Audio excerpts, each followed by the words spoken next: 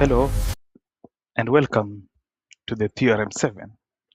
Today we want to look at one of the simplest yet complicated methods of doing mathematics. It is a method that derives itself from the work of people like Sir Isaac Newton or Leibniz. Leibniz was the first to come up with the dy over dx that we used today. And his work is independent of any work that Newton did in calculating of the differentiation using the chain rule.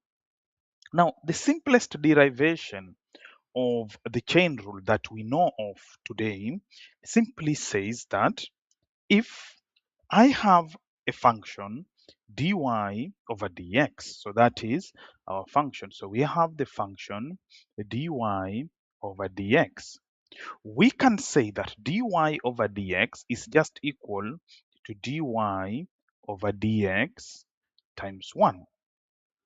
Now, should I replace that 1 with another function? So dy over dx can be equal to dy over dx times du over du.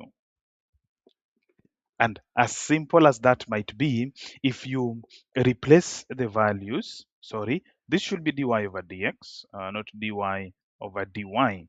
So dy over dx here is equal to that. Now, we then say dy over dx is equal to dy over du multiplied by du over dx. And that is the simplest way to derive the chain rule, because we simply swap the denominators, and we know in math that that actually works. That works every single time. Now, one thing we have to understand about the chain rule is that the chain rule multiplies an outer rate to find the total rate of change, because this is change in y over change in x. That is the total rate of change by taking the outer rate of change and multiplying it by the inner rate of change. So we take whatever is the outer rate of change and we multiply that with the inner rate of change. Let's give an example. So let's say for example, we have y equals to bracket 3x squared plus 5 raised to power 4.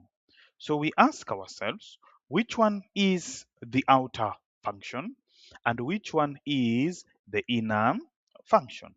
Now, the inside function is the one given by 3x squared plus 5.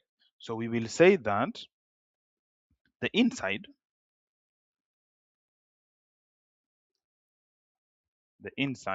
u is equal to u equal to 3x squared plus 5,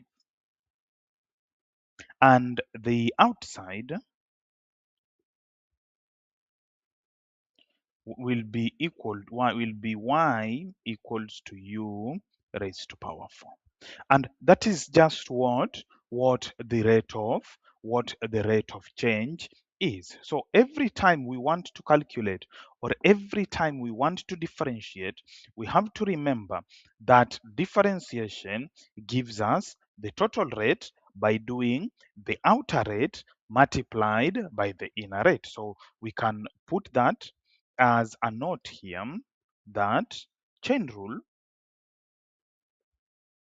before then we can, so chain rule says that we are looking for the total rate, and this is what we do in rates of change.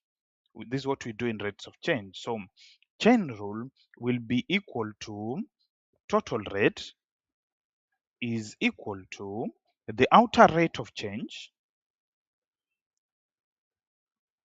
times the inner rate of change.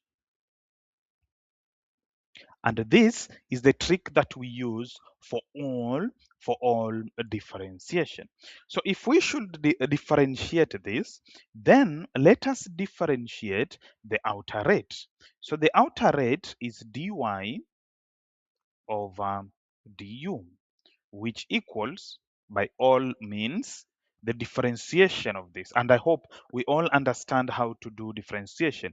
Multiply the power there and reduce it by 1. That is our outer rate. And the inner rate is du over dx, and du over dx is given by the differentiation of that, which is 6x.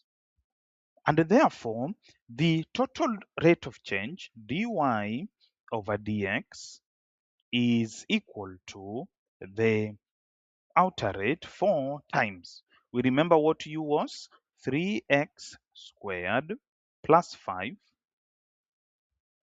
raised to power 3 times 6x. Multiply that and we end up with 24x into 3x squared plus 5 raised to power 3. And that is how you do the chain rule and how you view the chain rule in its simplest form to be able to understand and see how well you can be able to build it. I'll see you guys in the next one.